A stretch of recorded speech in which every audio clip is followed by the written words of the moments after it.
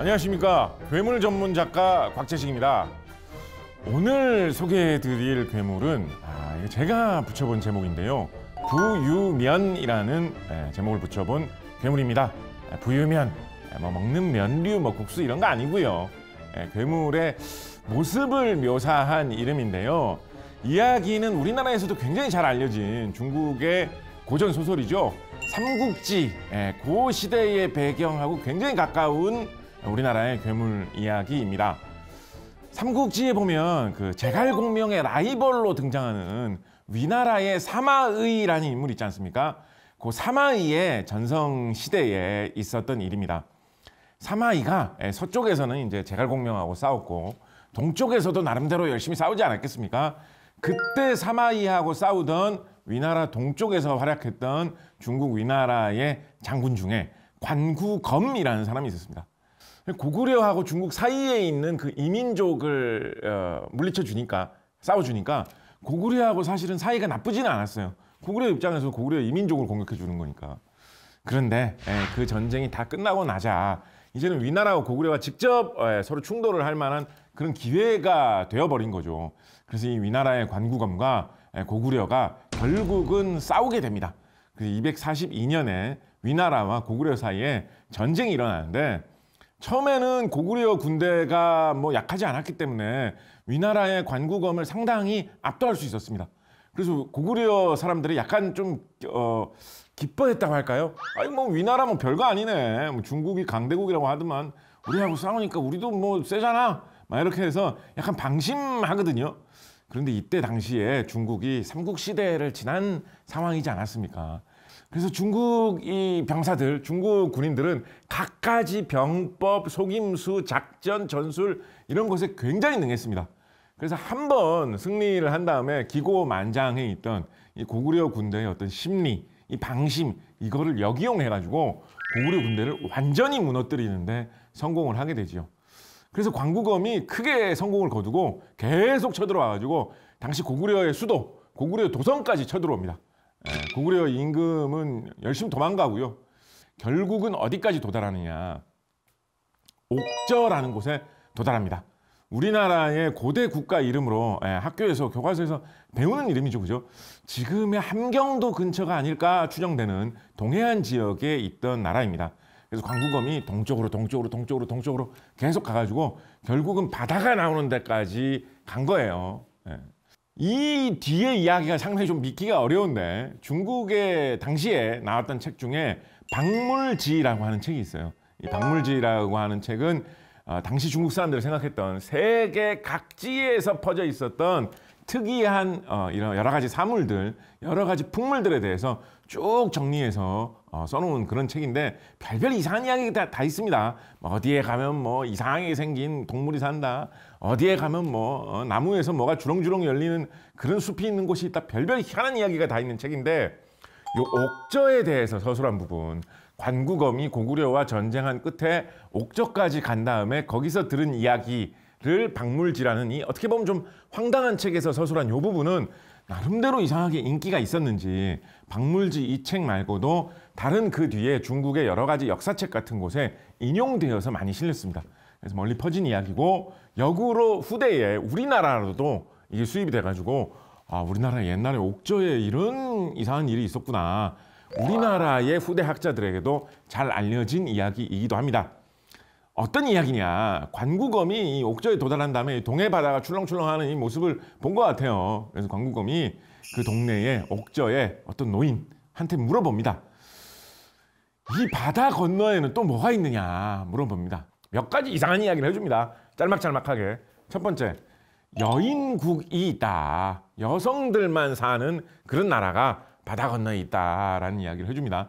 이 이야기 굉장히 유명해가지고 나중에 계속 퍼져서 조선시대 사람들 같은 경우에는, 배 타는 사람들은 약간 상식처럼 생각하고 있었습니다. 동쪽으로 어떻게 흘러 들어가면 여자들만 사는 약간 아마조네스 왕국 같은 그런 데가 있다. 그런 이야기 해주고요. 또 한편으로는 굉장히 무시무시한 풍속을 가진 이상한 나라가 있다. 그 나라에서는 매년 어떤 제사하는 계절이 다가오면 사람을 물에 빠뜨리는 그런 희한한 무시무시한 제사를 지낸다. 그런 풍습이 있는 나라도 있다라고 이야기를 해주고요. 제 생각에는 한국의 거인 이야기로는 거의 제일 오래된 이야기이지 않을까 싶은 거인 이야기도 하나 들려주는데 무슨 뭐 큰 거인이 나타나서 막 휘젓고 다녔다 이렇게 이야기해 주는 게 아니라 약간 암시된 형태로 이야기를 해줍니다. 자기가 바다에서 이렇게 다니다가 바다 저편 먼 곳에서 옷이 하나 너울너울 파도를 따라서 떠오는 걸 발견했다는 거예요. 근데 그 옷을 건져봤더니 옷이 엄청나게 크더라. 사람이 몇 개가 들어갈 만한 어마어마하게 큰 옷이 떠내려오더라 라는 그런 이야기를 해줍니다. 그게 뭐 쓸데없이 큰 옷을 만드는 나라가 있다라고도 할 수 있는 이야기지만 약간 문학적인 느낌을 가미해서 봤을 때 그런 거대한 옷을 입고 사는 거인들의 나라가 동쪽에 어딘가에 있다라는 것을 암시하는 이야기인 것 같습니다.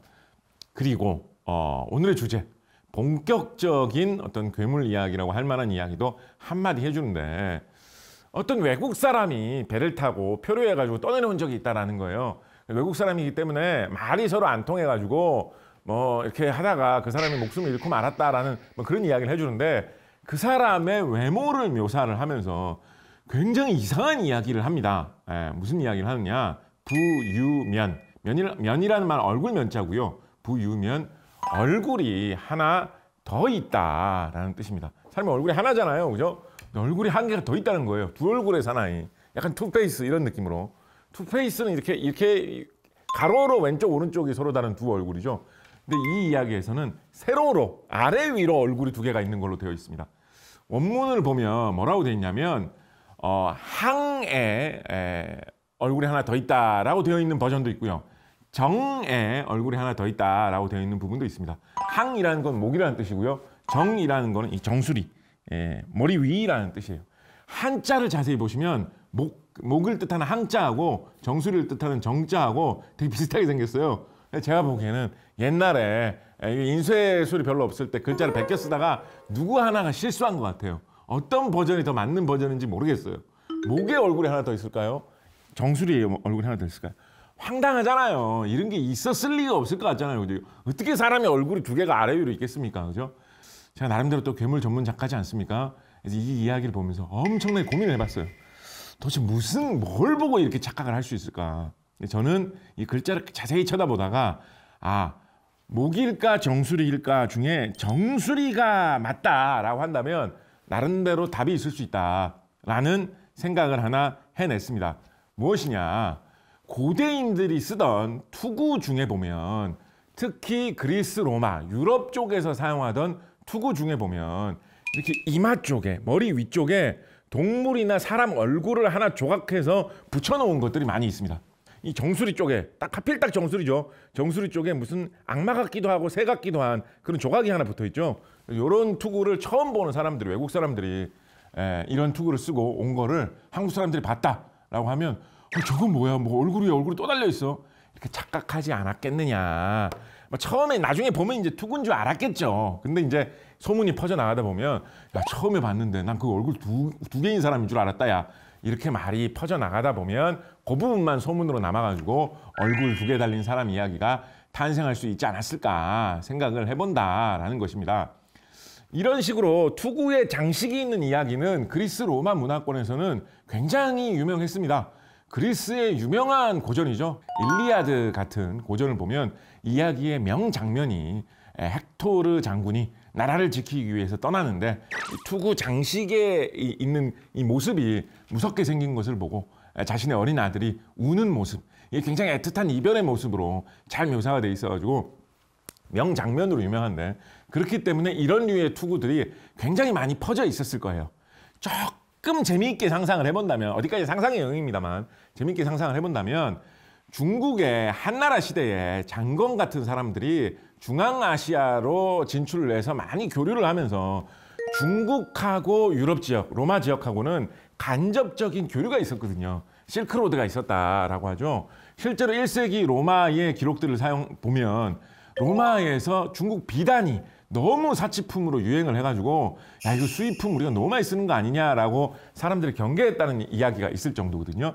그래서 그 정도의 교류가 있었다면 어찌 해가지고 정말 그리스 로마 문화권에 있던 사람이 투구 하나 쓰고 돌고 돌아가지고 한반도까지 어떻게 온 적이 있을 수도 있지 않을까? 뭐 이런 상상도 해볼 수 있겠죠. 근데 그것까지는 어디까지나 좀 재미삼아 해보는 상상의 영역이라고 할지라도 바다를 통해서 다양하게 교류를 하던 옥저 사람이 이런 희한한 투구를 쓰고 다니는 사람들도 있다더라 라는 이야기를 전에 들었을 가능성 정도는 충분히 있지 않겠냐 생각을 해봅니다.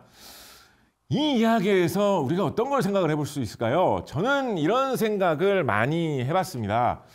우리나라 이야기, 한국적인 이야기라고 하면 우리가 가장 가까운 시대인 조선시대 이야기를 많이 하기 때문에 뭔가 쇄국을 하는 나라고 외국과는 교류를 하지 않는 나라고 우리는 우리나라 아니면 중국, 일본밖에 모른다 이런 식으로 생각하기 쉬운데 오히려 우리하고 아주 가깝던 그 쇄국의 시대, 그 시대를 지나서 좀 생각을 해보면 과거에는 오히려 중국 사람들이 다른 나라 사람들이 한국이야말로 바다로 이어져서 멀리 다른 나라하고 교류하는 창이 되는 나라였다라고 생각한 적도 있었다라는 것이죠.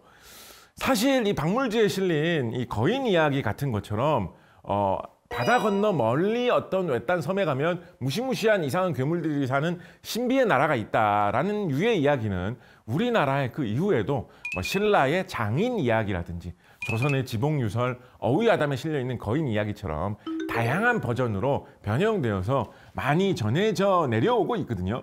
어떤 시대에는 또 여러 가지 다른 면모를 보이던 우리나라의 다른 전통 속에는 외국과 활발히 교류하고 이상한 괴물들이 사는 갖가지 나라를 바다를 통해서 돌아다니는 활발한 개척의 나라, 개방의 나라가 한국이기도 하지 않았느냐 뭐 이런 생각을 하게 해주는 이야기가 얼굴 2개 달린 괴물 같은 사람 이야기 속에서 엿볼 수 있지 않나 생각을 해보았습니다.